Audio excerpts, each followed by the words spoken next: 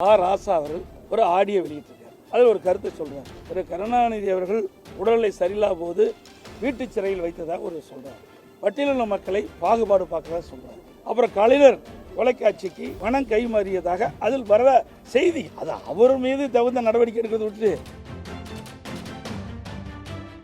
தமிழகத்தில் மும்மொழி கொள்கையை கொண்டு வரப்ப சொல்லுவாங்களா மோடி அவர்களும் அமித்ஷா அவர்களும் சொல்லி சவால் விட்டுருக்காரு ஸ்டாலின் அவர்கள். திரு உதயநிதியை சிபிஎஸ்சிக்குள் நடத்திட்டு இருக்காருல்ல, எல்லாம் அவையெல்லாம் நடத்தினா அதெல்லாம் வேணா எந்த மொழி வேணாலும் அனுமதிப்பாங்க. ஆனால் கேள்வி விட்டு கேட்குறீங்க, அவரை கேளுங்க. நான் எந்த இடத்துல அடிக்கல் நாட்டினோ அந்த இடத்துல இன்னும் தண்ணி வரல. எவ்வளவு சோதனை வேதனை. மேட்டூர் அணை நிரம்பி உபரியாக தண்ணீர் வெளியே திறக்கப்படுகிறது. வேண்டுமென்றே திட்டமிட்டு எடப்பாடி சட்டமன்ற தொகுதி மட்டும் பல சட்டமன்ற தொகுதிக்கின்ற ஏரிகள் நீர் நிரப்பதை அரசியல் காழ்ப்புணர்ச்சி காரணமாக நிரப்பாமல் புறக்கணித்தது.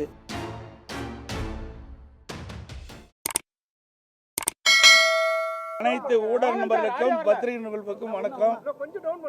இன்றைய தினம் அனைத்து இந்திய அண்ணா திராவிட முன்னேற்ற கழகம் தேசிய ஜனநாயக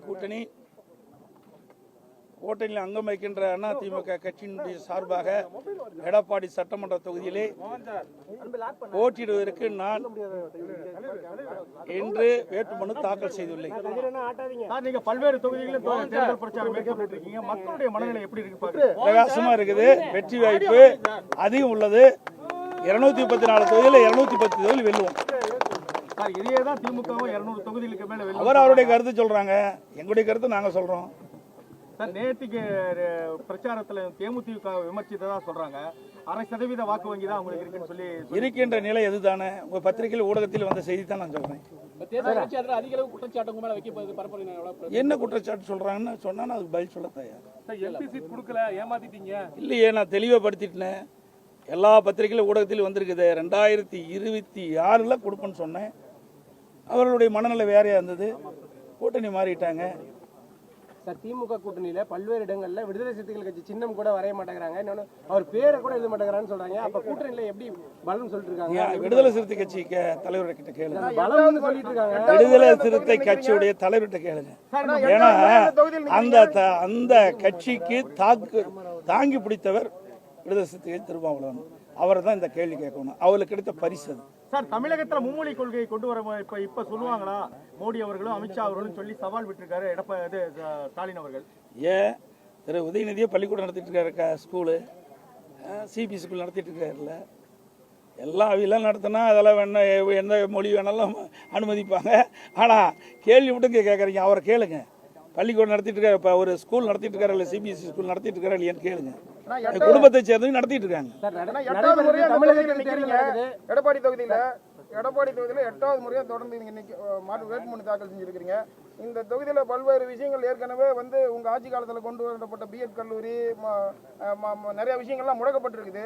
மறுபடியும் அது நீங்க வெற்றி பெற்று வரக்குள்ள அது மறுபடியும் அதாவது புனரமைக்கப்பட்டு திறக்கப்படுமா? அதுக்கு வாய்ப்பு. அனைத்து இந்திய அண்ணா திராவிட முன்னேற்ற கழக ஆட்சியில் எந்தெந்த திட்டத்தை கொண்டாந்தமோ அந்த திட்டங்கள் முழுவதும் தொடரும். இங்கே மட்டுமில்லை, எடப்பாடி சட்டமன்ற தொகுதி மட்டுமில்லை, தமிழ்நாட்டில் இருக்கின்ற 214 தொகுதியிலும் அதிமுக ஆட்சியிலே கொண்டு வரப்பட்ட திட்டத்தை அரசியல் காழ்ப்புணர்ச்சியின் காரணமாக திராவிட முன்னேற்ற கழக அரசு நிறுத்தப்பட்டிருந்தால் அந்த திட்டங்கள் அனைத்தும் மக்களுடைய நன்மை கருதி தொடரப்படும். தொடர்ந்து ஒவ்வொரு பிரச்சாரத்திலையும் தேர்தல் நடக்கிறது தமிழக தேர்தல். ஆனா இது டெல்லிக்கும் அதே மாதிரி பாஜகவுக்கும் திமுகவுக்கும் அப்படிங்கிற ஒரு நெரேட்டிவ் செட் பண்ணது என்ன காரணம் நினைக்கிறீங்க? அவர் வேற வழி இல்லை, ஒன்றும் தெரியல.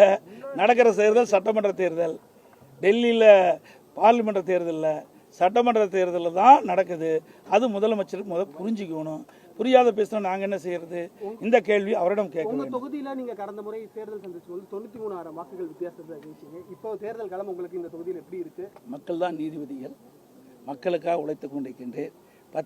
பத்திரிகையாளர் ஊடகம் நன்றாக தெரியும்.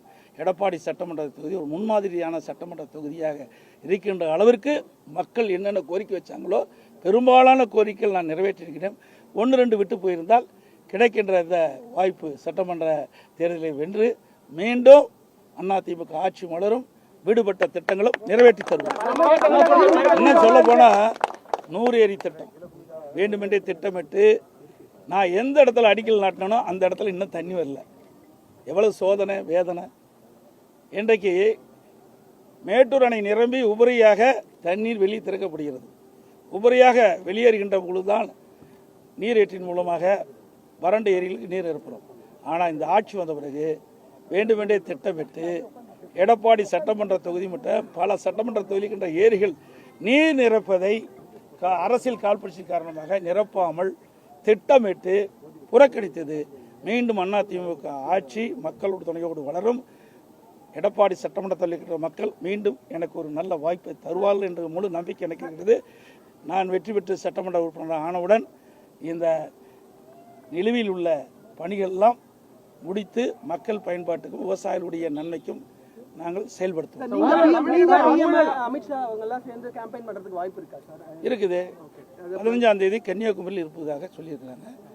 15ஆம் தேதி நான் கன்னியாகுமரியில் பாரத பிரதமர் அவர்கள் தேர்தல் பிரச்சார கூட்டத்தில் நானும் கலந்துக்கிறேன். பல்வேறு துறைகள்ல ஊழல் நடந்ததா ஆளுநரை சந்தித்து நிறைய கோப்புகள்லாம் கொடுத்திருக்கீங்க. இப்ப அந்த ஊழல் நடைபெற்றதா நீங்க ஆட்சிக்கு வந்தா என்ன மாதிரி நடவடிக்கை எடுப்பீங்க? அதுல யார் யார் பட்டியல் இருக்காங்க, என்ன மாதிரி நடவடிக்கை எடுப்பீங்க?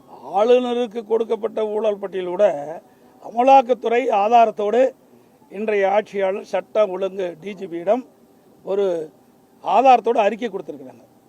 அந்த அறிக்கையின்படி எஃப்ஐஆர் பதிவு செய்ய வேண்டும் சம்பந்தப்பட்ட அமைச்சர் சம்பந்தப்பட்ட அதிகாரிகள் மீது என்று அவர்கள் கடித்து அனுப்பியிருக்கின்றார்கள், அறிக்கை அனுப்பியிருக்கின்றார்கள். 3 முறை அமலாக்கத்துறை சட்ட ஒழுங்கு டிஜிபிக்கு அறிக்கை அனுப்பும் எவ்வித நடவடிக்கை எடுக்காத காரணத்தினால் அதிமுக சார்பாக நாங்கள் நீதிமன்றம் சென்று நீதிமன்றமும் அமலாக்கத்துறை ஆதாரத்தோடு கொடுக்கப்பட்ட அடிப்படையில் அரசு அந்த சட்ட ஒழுங்கு டிஜிபி அதுக்கு வழக்கு பதிவு செய்ய வேண்டும் என்று தீர்ப்பு கொடுத்து கூட இன்னும் காலதாமதமாகிறது. அதிமுக ஆட்சி மலரும். இதை சட்ட நீதியாக சந்திக்கப்படும்.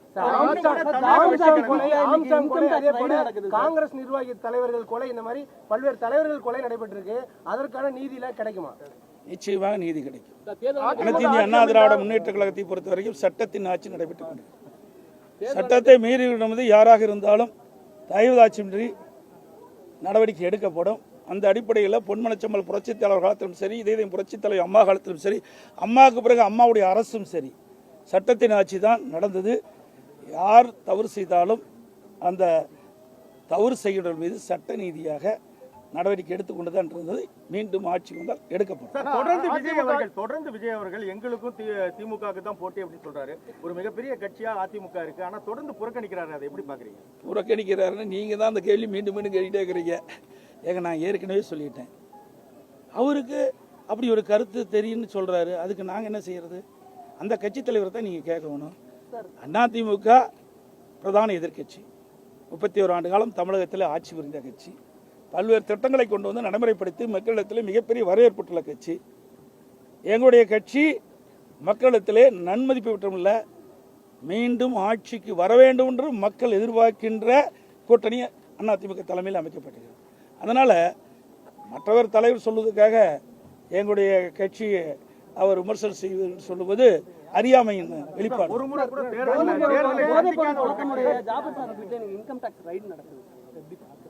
அது இன்கம் டேக்ஸ் எப்படி நடக்கணும், அதை பற்றி நான் என்ன செய்ய சொல்ல முடியும் தெரியலையே. நீங்கள் இப்போ தான் கேள்வி கேட்டுக்கிறீங்க. உங்களுடைய பத்திரிகையிலே ஊடகத்தில் வர செய்தி வச்சு தான் நான் பதில் சொல்கிறேன். ஆகவே என்ன தவறு எங்கே நடக்குன்னா அவருக்கு தகவல் கிடைச்சிருந்தா அதன்படி அவர்கள் ஏதாவது ரெய்டு நடத்திருப்பாங்க. கலைஞரோட இறுதி நாட்களை பற்றி விசாரணை செய்யப்படும் ரொம்ப முக்கியத்துவம் கொடுத்து பேசுறீங்க. அதில் என்ன உட்கருத்து? நீங்க யாரும் வெளியிட மாட்டேங்கிறீங்க, பத்திரிகையில் ஊடகத்தில் வெளியே செய்தே விட மாட்டேங்கிறீங்க. தம்பி அந்த கேள்வி கேட்க மாட்டேங்கிறாரு. ஆர் ராசா அவர்கள் ஒரு ஆடியோ வெளியிட்டிருக்காரு. அந்த ஆடியோ தமிழகம் மட்டுமல்ல இந்திய அளவில் வைரலாக பரபரப்பாக பேசப்படுகிறது. அதைத்தான் நான் கிருஷ்ணகிரியில் சொன்னேன். இது மாதிரி பேசியிருக்காரு, அதில் ஒரு கருத்தை சொல்கிறார். திரு கருணாநிதி அவர்கள் உடல்நிலை சரியில்லாத போது வீட்டு சிறையில் வைத்ததாக ஒரு சொல்கிறார். அதோட பட்டியலின மக்களை பாகுபாடு பார்க்கறதா சொல்கிறார்.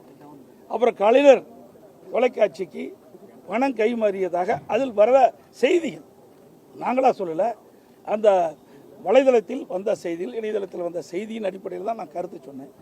அது அவர் மீது தகுந்த நடவடிக்கை எடுக்கிறத விட்டு என் மீது பாய்வதற்கு என்ன இருக்குது அதுதான் நான் தெளிவுபடுத்தினேன்.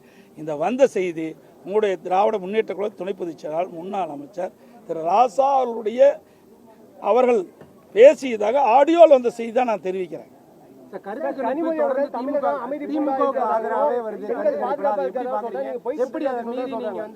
ஊடகம் பத்திரிக்கை நீங்க பார்த்து போடுங்களேன், எது சரி எது தவறுன்னு. என்னை கேட்டால் எங்களை தான் சரின்னு சொல்லுவேன். நடுநிலையோடு செயல்படுங்க. இப்போ சொல்கிறேன், இந்த இடத்துல சொல்கிறேன், அனைத்து இந்திய அண்ணா திராவிட முன்னேற்ற கழகம் தான் ஆட்சி அமைக்கும். அனைத்து இந்திய அண்ணா திராவிட முன்னேற்ற கழக தலைமையில் அமைக்கப்பட்ட தேசிய ஜனநாயக கூட்டணி தான் அதிக இடங்களில் வெல்லும். அதிமுக பெரும்பான்மை இடங்கள் வெற்றி பெற்று பெரும்பான்மையோட அதிமுக ஆட்சி அமைக்கும். நன்றி, வணக்கம்.